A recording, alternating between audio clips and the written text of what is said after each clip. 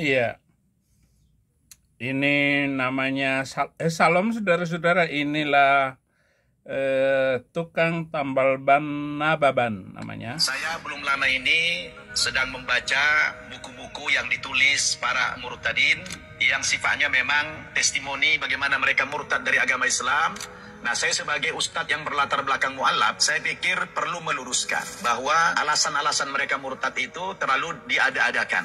Contohnya, ada yang saya baca dalam tulisan itu hanya bahwa orang pergi haji, tawaf di sekitar Ka'bah, yang mereka lakukan hanya menyembah batu hitam saja, Hajar Aswad. Nah, ini saya sebagai pembimbing haji dan umroh yang sudah puluhan kali. Ya benar, kamu hanya menyembah batu itu. Fa'budu rabba hadzal bait. Sembahlah rumah ini dan pemiliknya. Jadi batu dengan pemiliknya. Bisa nggak tidak pergi ke sana? Buang-buang uang, muter-muter itu batu. Kalau kamu ini hanya sibuk menyembah urus batu belaka, disesatkan oleh hatinya yang tertipu. Kamu tidak dapat menyelamatkan dirimu, dan batu itu tidak pula menyelamatkan dirimu. Kenapa kamu harus mencium batu? Bukankah nabimu berkata bahwa akan dihapus dosanya karena cium batu itu? Bukankah dusta yang menjadi peganganmu? Jangan berdusta. Mentang-mentang dapat jadi ustadz uang banyak. Kamu ini. Mana kamu? Mereka lakukan hanya menyembah batu hitam saja, Hajar Aswad.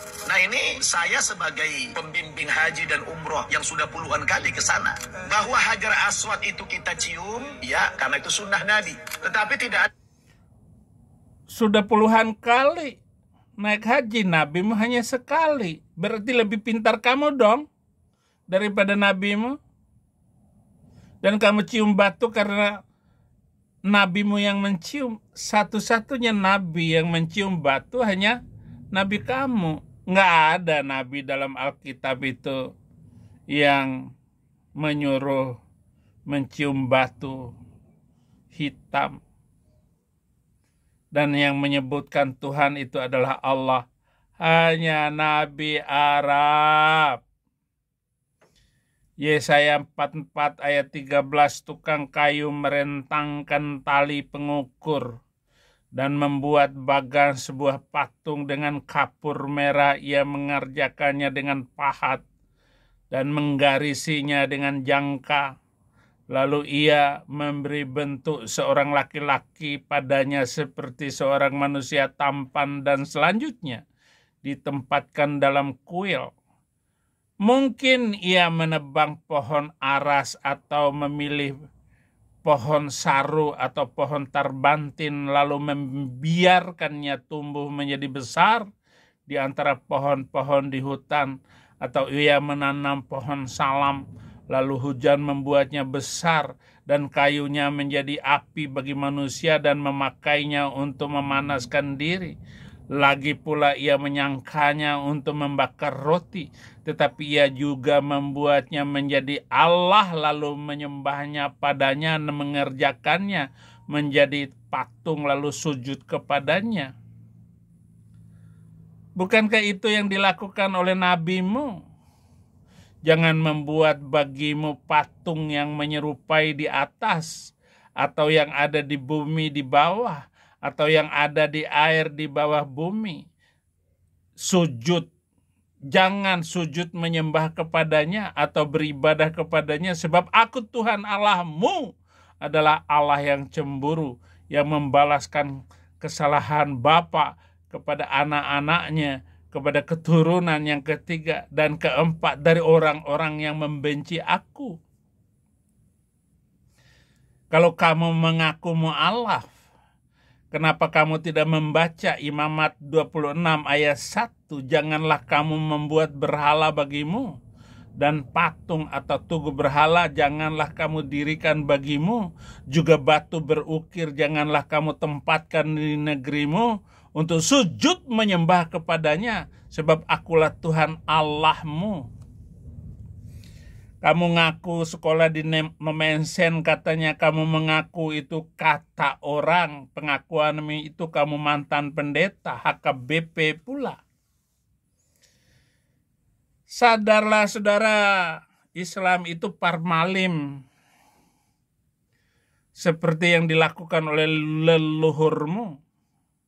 Ulangan 5 ayat 8, janganlah membuat bagimu patung yang menyerupai apapun yang ada di langit, di atas, atau yang ada di bumi, di bawah, atau yang ada di dalam air, di bawah bumi. Jangan deh, jangan.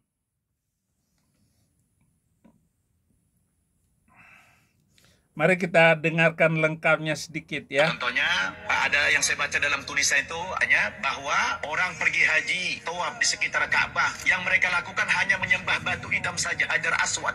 Nah ini saya sebagai pembimbing haji dan umroh yang sudah puluhan kali ke sana, bahwa Hajar Aswad itu kita cium, ya karena itu sunnah Nabi. Tetapi tidak ada sedikit pun terbersih dalam hati kita untuk menuhankan batu itu. Allah tidak pernah katakan, "Faliya'budu hadzal bait," sembah kamulah rumah ini, tidak. Tidak ada ayat dalam Al-Quran memerintahkan orang Islam menyembah rumah itu atau Ka'bah itu, tidak. Tapi perintah Allah, "Faliya'budu rabb hadzal bait," sembah kamulah Tuhan pemilik rumah ini. Jadi Tuhan pemilik rumah itu, pemilik Ka'bah itu yang kita sembah, bukan Ka'bahnya. Apalagi Hajar Aswad yang nempel di sudut Ka'bah. Tidak pernah itu kita sembah. Boleh jadi yang bikin statement itu, tulisan itu adalah orang yang belum pernah ke sana. Selama dia muslim belum pernah ke sana. Lalu ketika orang-orang yang menulis buku itu sudah naik haji. Sebelum kamu naik haji, saya sudah naik haji, saya sudah sadar duluan bahwa itulah yang dilarang oleh Alkitab. Kamu meninggalkan Alkitab, ngaku ustadz. Ini pernah debat dengan saya di Bandung. Saya bilang tidak ada nabi yang mengajarkan main pedang. Oh, jangan salah, Ustadz Ibrahim, Yesus itu membawa pedang katanya. Baca baik-baik. Baca baik-baik. Yesus tidak pernah bawa pedang. Dan ayat yang kamu baca itu untuk menentang saya, itu hanya kiasan.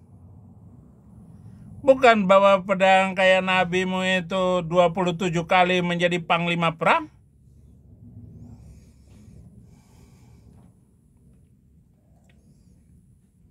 Jangan sujud menyembah kepadanya atau beribadah kepadanya, sebab Tuhan Allahmu adalah Allah yang cemburu, yang membalaskan semuanya itu.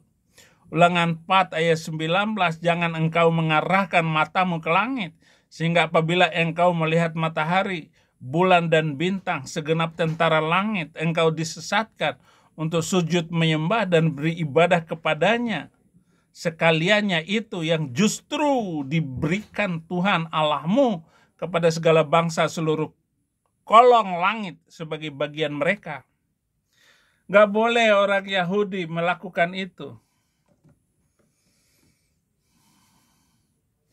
Kamu bilang sama begitu.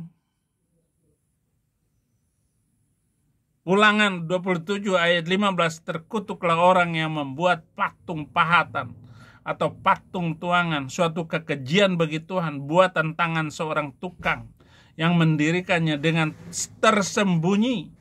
Dan seluruh bangsa itu harus menjawab amin. Maka semua orang-orang yang menyembah patung itu, yang menyembah berhala itu, yang datang ke putar-putar batu itu,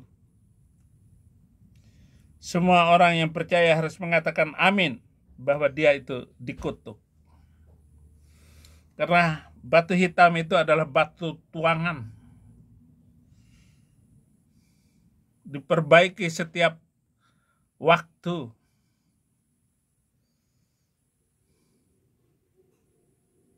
Lalu dijadikan alat sesembahan.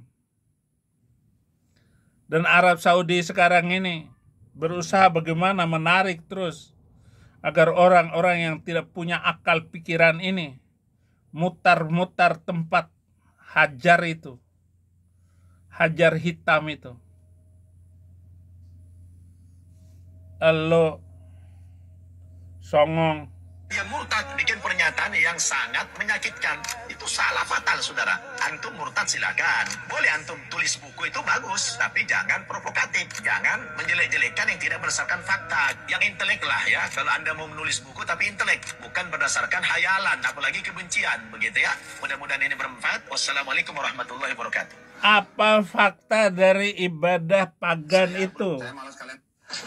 Apakah ibadah pagan itu, saudara? Itu ibadah pagan.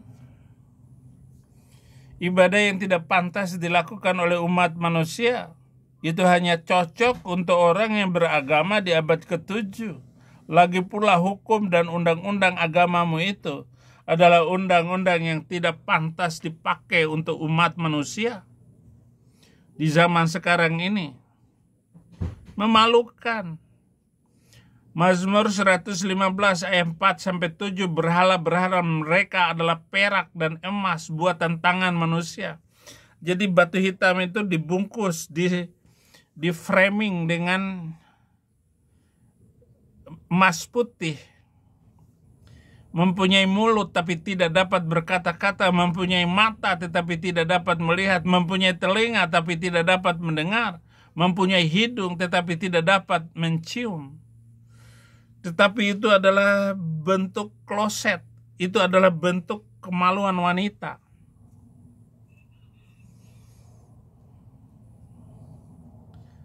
Itu kerongkonganmu itu salah melulu, Ustadz.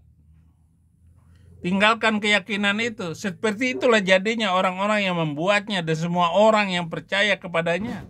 Hai Israel, percayalah kepada Tuhan.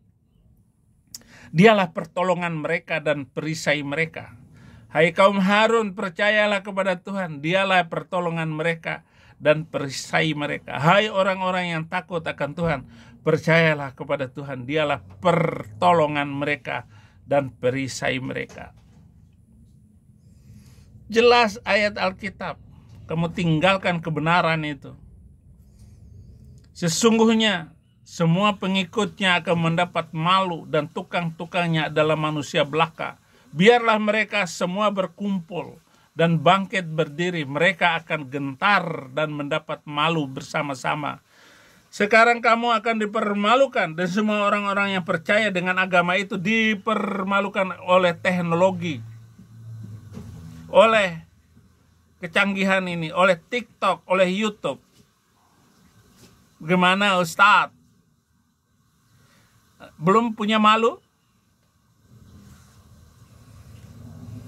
Orang Kristen tidak ada yang seperti kamu keluar dari Kristen mempermalukan diri.